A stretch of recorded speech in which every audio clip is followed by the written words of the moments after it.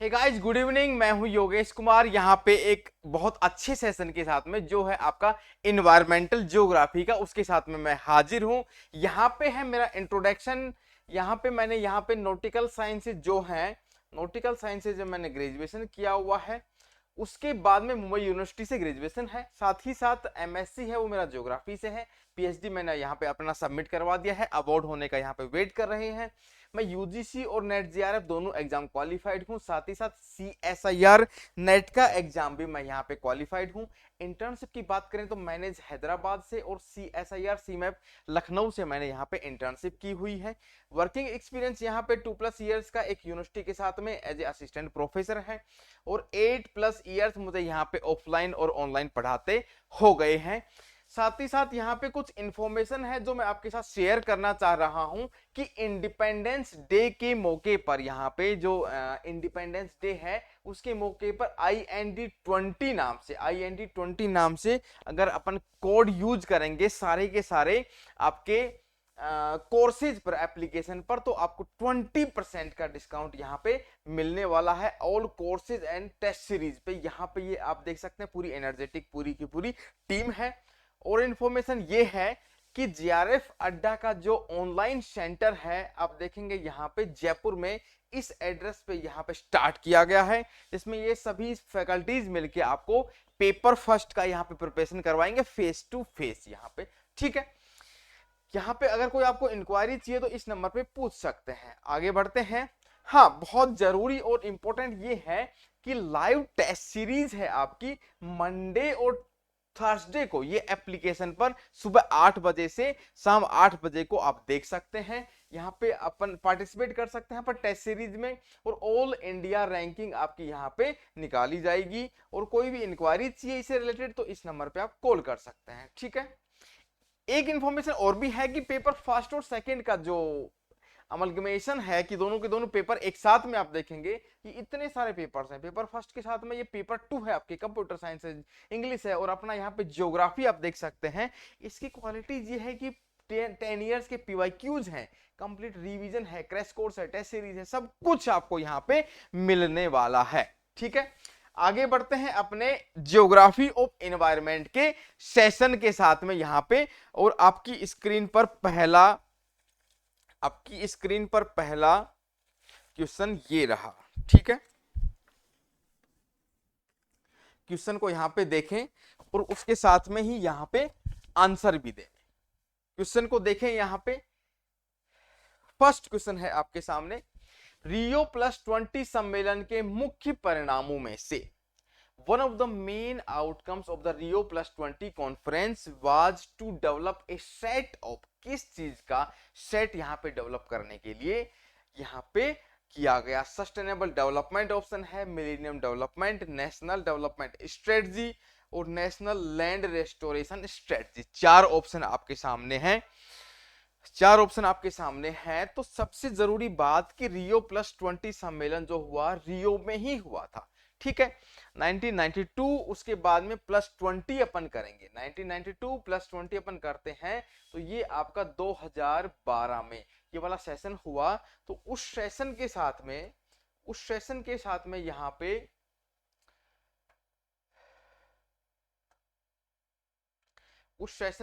आप देखेंगे तो यहाँ पे ये किया गया। ठीक है, तो चार ऑप्शन है यहाँ पे, सस्टेनेबल डेवलपमेंट गोल्स, मिलेनियम, तो ऑप्शन इसका ए ठीक है बिल्कुल। जो एसडीजी है आपके 16 जो टारगेट है आपके एसडीजी के, वो यहाँ पे स्टार्ट किए गए थे, sustainable development goals Rio+20 series में।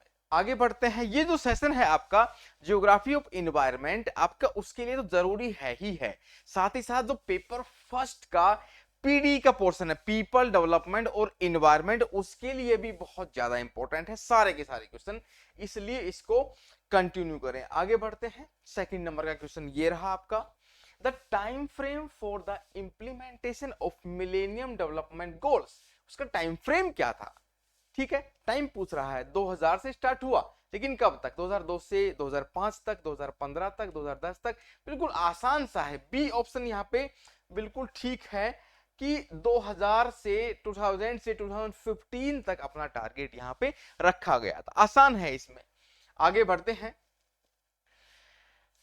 ओलिगोट्रोफिक झीलों की विशेषताएं। ओलिगोट्रोफिक का मीनिंग क्या हुआ, दो वर्ड से मिलकर बना है, ओलिगो और ट्रोफिक। ट्रोफिक का मतलब जो फूड स्तर है, स्टेज है, उसका लेवल को बोलते हैं ट्रोफिक को।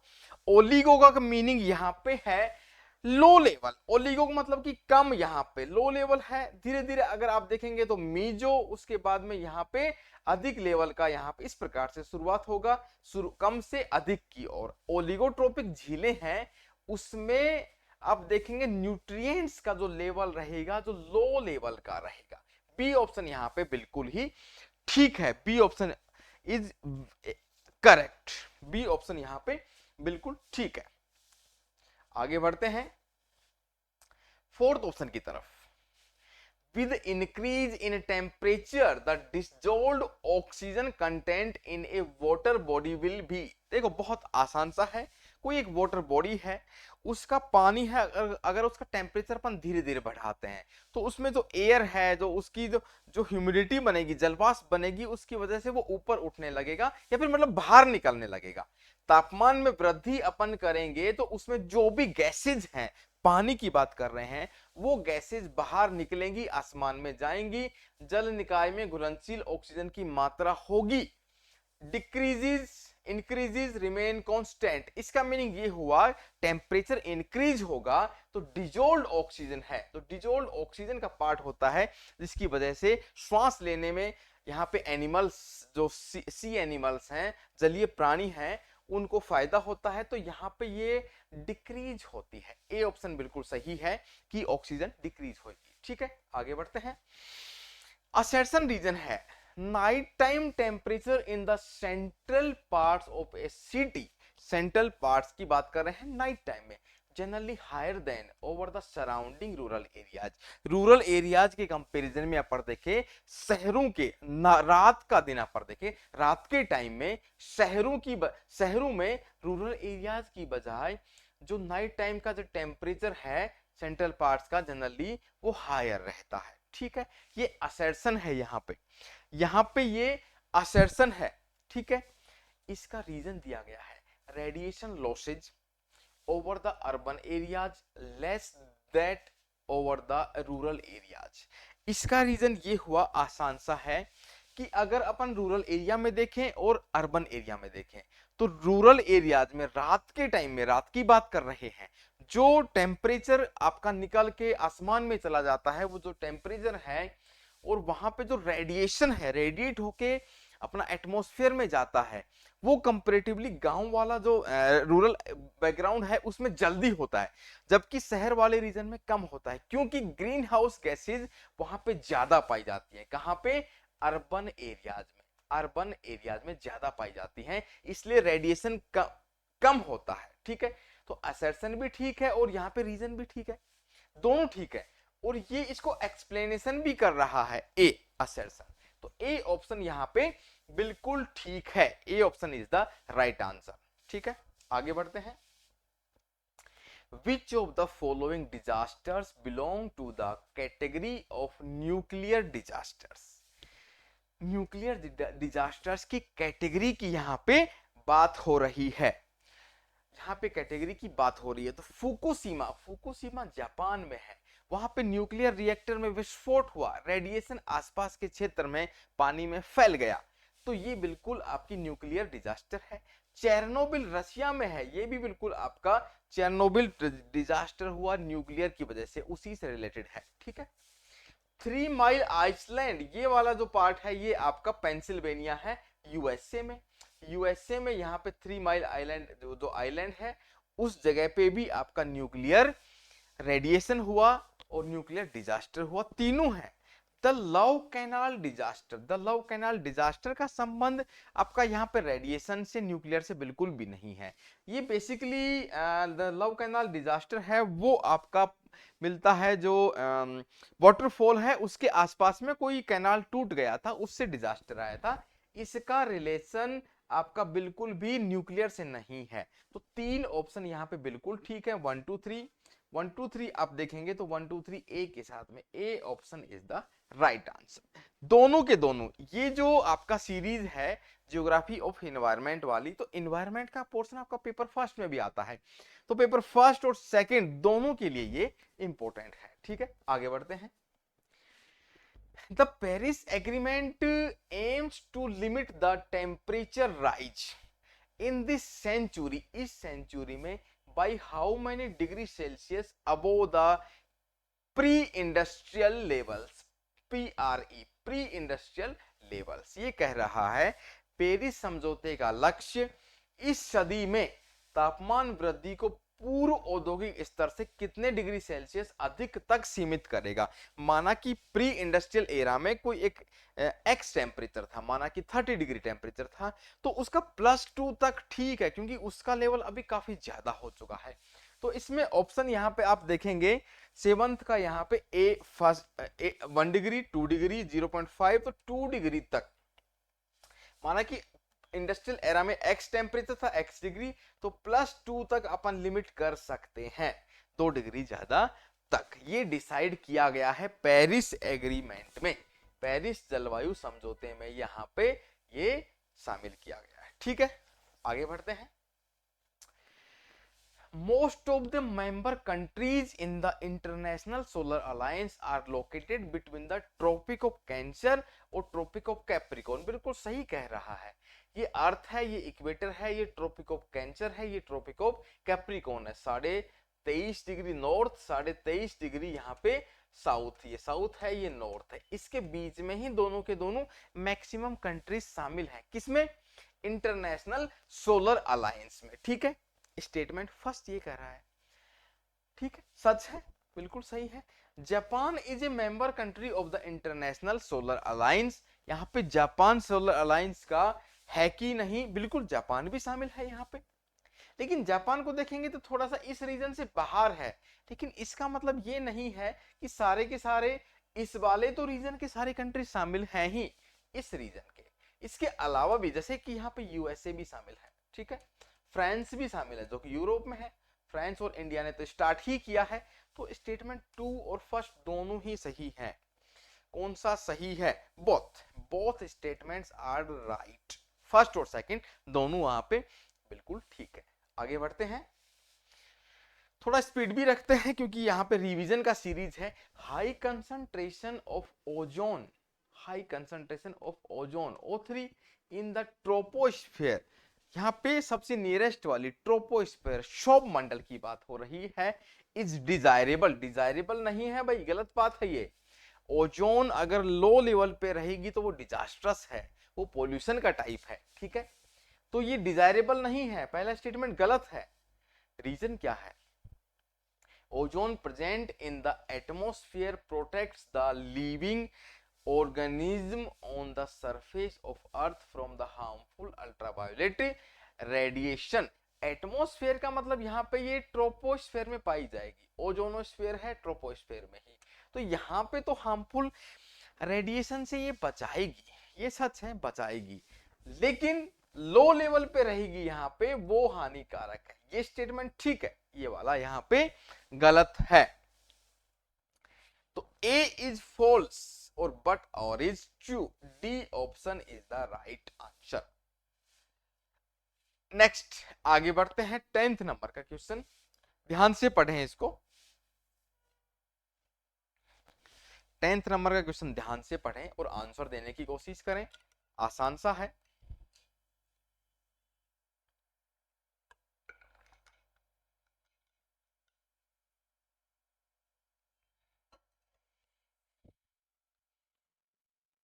आसान सा क्वेश्चन है, देखें। सतत विकास लक्ष्यों के संबंध में निम्नलिखित में से कौन सा प्राथमिकता वाले क्षेत्र हैं?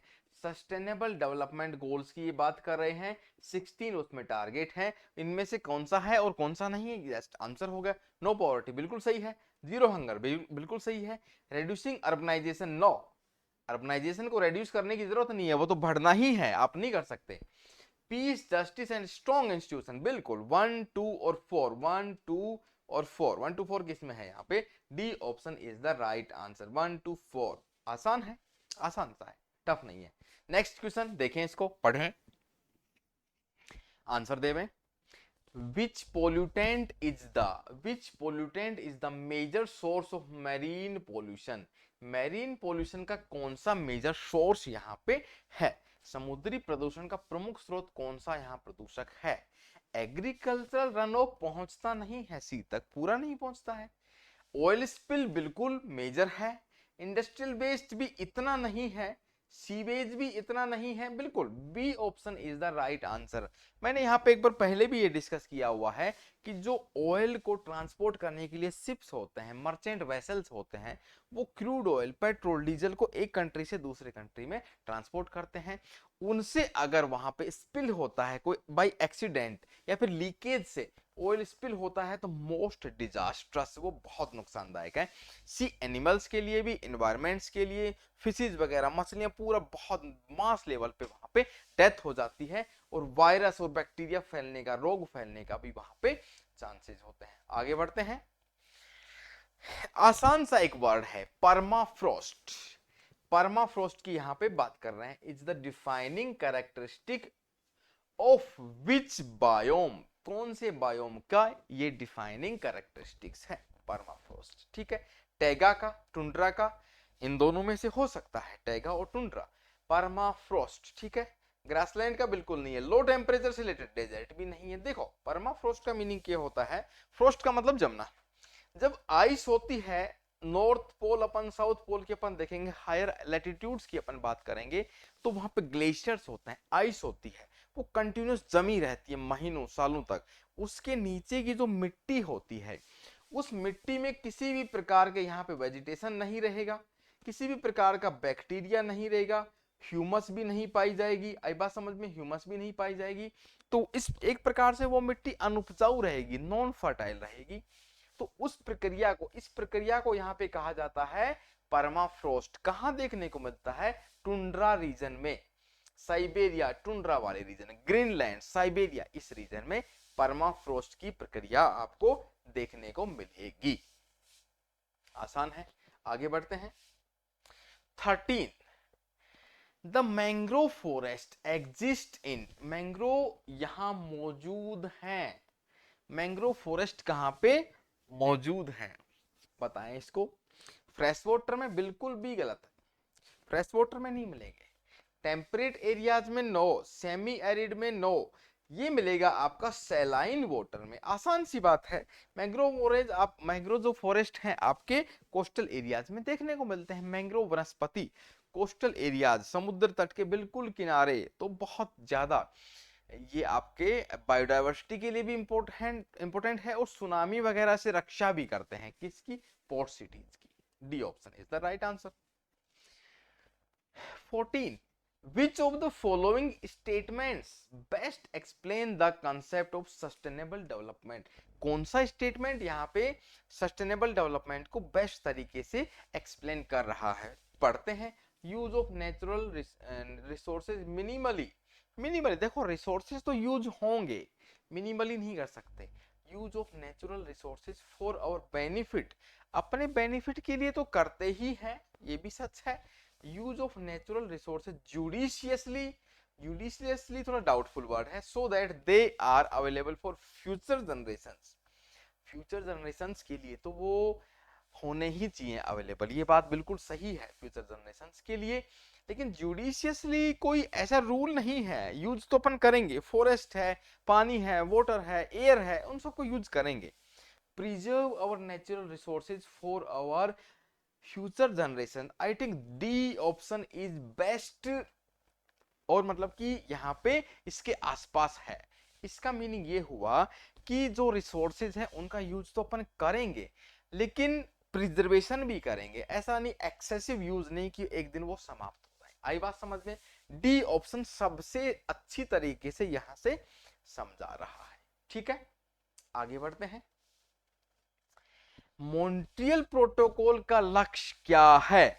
मॉन्ट्रियल प्रोटोकॉल का लक्ष्य क्या है? मॉन्ट्रियल प्रोटोकॉल का रिलेशन किससे है? ग्रीन हाउस गैसेज के उत्सर्जन में कमी, ये बोलता है आपका क्योटो प्रोटोकॉल, ग्रीन हाउसेज की बात करता है। ओजोन ओजोन क्षयकारी, phasing out ozone depleting substances, बिल्कुल सही बात है। मॉन्ट्रियल प्रोटोकॉल का संबंध आपकी ओजोन डिप्लीटिंग सब्सटेंस से ही है। खतरनाक कचरे की सीमा पर आवाजाही पर रोक, no. Transboundary movement of hazardous waste, no. Enhancing cooperation among UN members states for peaceful use of nuclear, no. Nuclear energy से भी इसका रिलेशन नहीं है।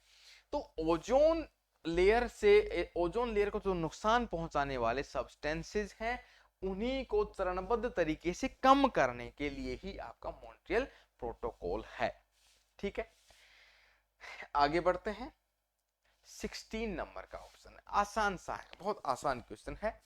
Taj Mahal is mainly threatened by the deleterious है, ये डिलीटेरियस नहीं है, डिटेरियस मतलब कि कम करने वाला इफेक्ट किससे है? सल्फर डाइऑक्साइड, क्लोरीन, ऑक्सीजन और हाइड्रोजन। आंसर दे में, आसान सा क्वेश्चन है, बहुत आसान क्वेश्चन है। यहाँ पे SO2 का नाम आपने सुना होगा, सल्फर डाइऑक्साइड। सल्फर के इफेक्ट से, एसिड रेन से सबसे ज्यादा ताजमहल को नुकसान पहुंच रहा है। A is the right answer, A option यहाँ पे बिल्कुल ठीक है। आगे बढ़े, ये थोड़ा सा कंसेप्चुअल क्वेश्चन, अच्छा क्वेश्चन, इसको पढ़ें, देखें, इसको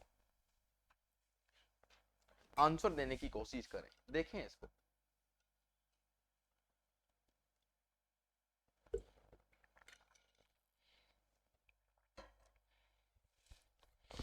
इसको देखें। Choose the set of non renewable, renewable का मतलब जिसको रिन्यू किया जा सकता है, पुनः कंजर्व किया जा सकता है, लेकिन बात हो रही है यहाँ पे नॉन रिन्यूएबल्स, इसको प्रिजर्व या फिर रिन्यू नहीं किया जा सकता, रिसोर्सेज का सेट चुने। आई बात समझ में? यूरेनियम, नेचुरल गैस और ऑयल, ठीक है, नॉन रिन्यूएबल्स, ठीक है, बात हो रही है यहाँ पे नॉन रिन्यूएबल्स की। तो यूरेनियम को अगर खत्म हो गया तो फिर से उसको लाया नहीं जा सकता, फिर से बना नहीं सकते, ये बात भी सही है। नेचुरल गैस को भी एक बार खत्म हो गया तो फिर से नहीं ला सकते, ऑयल का भी यही हाल है। देखते हैं, आगे बढ़ते हैं। नेचुरल गैस ठीक है, यूरेनियम भी। फॉस्फेट, फॉस्फेट का निर्माण किया जा सकता है, एक फॉस्फोरस की प्रक्रिया के तहत बन जाएगा। जियोथर्मल रिन्यूएबल है। सेल गैस भी बनाई जा सकती है। मिट्टी यहाँ पे सोइल है, यूरेनियम सोइल, सोइल को भी रिन्यू किया जा सकता है, फर्टाइल बनाया जा सकता है। तो आई थिंक ए ऑप्शन यहाँ पे थोड़ा सा कंफ्यूजिंग है, लेकिन A option is the right answer. Uranium को फिर से नहीं ला सकते। इसके बाद में नेचुरल गैस और ऑयल, तीनों के तीनों यहाँ पे नॉन रिन्यूएबल रिसोर्सेज है। 17 का ए ऑप्शन। 18 को देखें ध्यान से। One of the parameters used to characterize the air quality at location is PM2.5. Particulate matter 2.5. Here the suffix 2.5 refers to, इसका मीनिंग क्या है? PM2.5 का यहाँ पे मीनिंग क्या है ये बताना है आपको। Average number of suspected particles in 10 centimetre cube, no. 2.5 से साइज के बारे में बात कर रहा है। देखो, size of suspended particles in certain units, बिल्कुल सही बात है, ये साइज के बारे में बात कर रहा है। कंसंट्रेशन, नो, कंसंट्रेशन की बात यहाँ पे नहीं होती, साइज की बात होती है। PM10 पार्टिकुलेट मैटर 10, तो ये 10 मतलब कि एक यूनिट है, एक मतलब कि सर्टेन यूनिट है, उससे कम होगा इसका साइज। इन पार्टिकुलेट मैटर्स का साइज उससे कम होगा, यहाँ पे यही कहना जा रहा है। ठीक है, 18 नंबर। आगे बढ़ते हैं। 19 number. Which of the following is considered as major source of pollution in rivers of India? India की रिवर्स में मेजर सोर्स ऑफ पोल्यूशन कौन सा है? इंडिया की रिवर्स की यहाँ पे बात हो रही है, देखते हैं कौन सा है। एग्रीकल्चरल रन ऑफ एक है, ऑप्शन है, बिल्कुल ठीक है। एग्रीकल्चर में जो पेस्टिसाइड और फर्टिलाइजर यूज करते हैं बह के वो रिवर्स में जाता है, सच है, ठीक है। Thermal power plants, thermal power plant से भी यहाँ पे थर्मल पोल्यूशन भी होता है, उसका जो रिमेनिंग पार्ट है वो भी नदियों में मिलाया जाता है। अनरेगुलेटेड स्मॉल स्केल इंडस्ट्रीज, ये भी सच है। लेकिन भारत की नदियों में प्रदूषण का प्रमुख स्रोत कौन सा है? Sewage, untreated sewage. मेरा मानना यह है कि जो भी सिटीज हैं, नियर बाई सिटीज हैं या फिर छोटे टाउन्स हैं, सबका जो सीवेज है सीधा का सीधा रिवर्स में मिला दिया जाता है। तो डी ऑप्शन सबसे नियरेस्ट है और प्रमुख स्रोत है। देखो कुछ एग्रीकल्चरल लैंड ऐसी हैं कि वहां का रिवर से दूर दूर तक कोई लेना देना नहीं है, बहुत काफी डिस्टेंस पे है, ये रिवर है मान लो, तो उसका वेस्ट तो उसमें नहीं जाएगा। लेकिन मेनली जो भी रिवर्स रिवर्स देखो, कोई भी एक बड़ी रिवर रहेगी, एक छोटी रिवर से कनेक्टेड रहेगी। छोटी रिवर है वो पास के आसपास के नालाज से कनेक्टेड रहेगी। उन नालाज में सारा का सारा सीवेज अनट्रीटेड यहाँ पे पानी आता है और नदियों में मिलता है। तो D option is right answer. 20 fly ash की बात हो रही है। Fly ash produced in thermal power plants. Thermal power plants होते हैं अपने, वो क्या करते हैं, कोल का यूज करते हैं, कोयला का। उसका कोल का बर्निंग से वहां पे जो डस्ट आती है वो बाहर निकलती है। किससे? ये आपका चिमनीज रहती हैं, इनसे डस्ट बाहर निकलती है। उसी को कहा जाता है क्या? Fly ash. उसको फ्लाई एश कहा जाता है। ठीक है, वो fly ash produced in thermal power plants is an eco-friendly resource for use in। एक eco-friendly resources है, यूज है किस चीज में? Agricultural as micronutrient. No, dust की पार्ट है कोल की, वो माइक्रोन्यूट्रिएंट तो उसमें नहीं होती, जल जाती है, राख है वो। तो वेस्टलैंड डेवलपमेंट में उसका यूज कर सकते हैं, उसको कलेक्ट करके, वो डस्ट है उसको कलेक्ट करते हैं। तो वेस्टेज से मान लो उड़ा नहीं और यहाँ पे इकट्ठा हो गया, उसको इकट्ठा करके यहाँ पे वेस्टलैंड को डेवलप किया जा सकता है लैंड फिलिंग में। Dam and water holding structures बनाई जाती हैं, उससे ब्रिक्स बना सकते हैं। ब्रिक इंडस्ट्री में बिल्कुल 2 3 4 चारों के चारों सही है। 1 2 3 4 नहीं, 1 गलत है यहाँ पे, 1 ऑप्शन गलत है और 2 3 4 यहाँ पे ठीक है। 2 3 4 D option is the right answer. देखो इस प्रकार का जो ये यूनिट है 20, ठीक है, ये यूनिट है 20 क्वेश्चंस थे। इन्वायरमेंट, ज्योग्राफी ऑफ इन्वायरमेंट की 4th नंबर की यूनिट है। सारे के सारे क्वेश्चंस आए हुए हैं और कुछ क्वेश्चंस इसमें पेपर फर्स्ट में भी आए हुए हैं, लेकिन मैंने जानबूझ के इनको रखा है। तो यहाँ पे इन क्वेश्चंस का रिवीजन आप करेंगे तो बहुत फायदा होने वाला है। ठीक है, तो ये क्वेश्चंस हैं आपके ज्योग्राफी ऑफ एनवायरनमेंट के पेपर फर्स्ट के लिए भी इंपॉर्टेंट है और सेकंड के लिए भी। ठीक है, ये एक सेशन है, तो इसी प्रकार से अपन सेशन जारी रहेंगे। यहाँ पे शाम को 5 बजे डेली लाइव अपन यहाँ पे जुड़े रहेंगे 28 अगस्त तक, जब तक अपना पेपर नहीं हो जाता। कुछ सेशन अपन यहाँ पे मैं थ्योरी के भी लेऊंगा, स्ट्रेटजी भी मैं यहाँ पे डिस्कस करने वाला हूँ कि पेपर को अटेम्प्ट किस प्रकार से बेस्ट वे में करें, कौन सा पार्ट सबसे पहले करें, कौन सा पार्ट यहाँ पे बाद में करें। तो जुड़े रहिए इस प्रकार से JRF अड्डा के साथ में। मिलते हैं अपन कल शाम को 5 बजे, फिर से हाजिर होते हैं। ठीक है, थैंक यू सो मच। जय हिंद, जय भारत।